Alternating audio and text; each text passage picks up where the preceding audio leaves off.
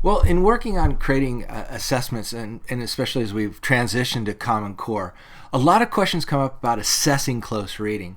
And, in my experience and in talking to experts in language arts and reading assessment creation, they talk more about checking on close reading than assessing it. So, students need to practice close reading regularly, daily. The practice works well, but only if it includes the student showing learning like in a content area and the skills that are involved in that. So when you ask the question, how are you going to assess close reading skills in the classroom? My answer would be, close reading should lead to something. It's not an endgame experience. The students need to be active and create work from their reading. So close reading improves higher order thinking skills. But it also builds content knowledge in the content areas if you're focused in the content areas. So really, assessment should not focus on assessing close reading, but requiring students to show their learning from using close reading skills in that content area.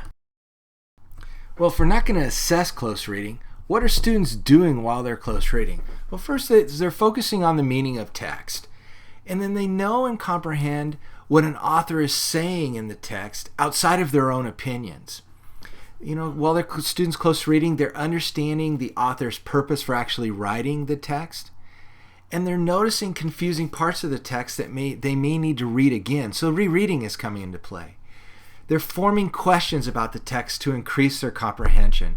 But more importantly, they're actively engaged in the text, and this is where note-taking, underlining, and those type of activities can tell you how well and what skills students are developing in close reading.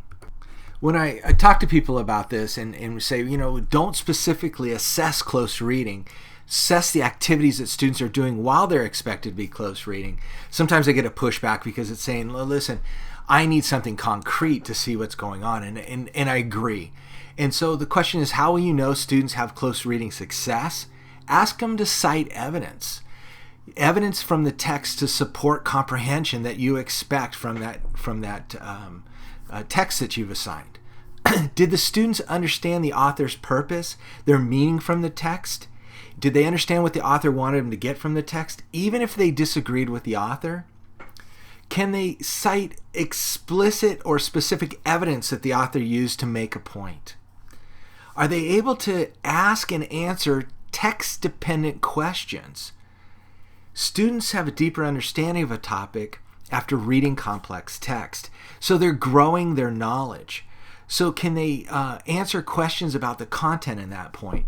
And then there's authentic language from the text. Are they using and having an authentic language response from the text that tells them that content area was understood and that text was understood?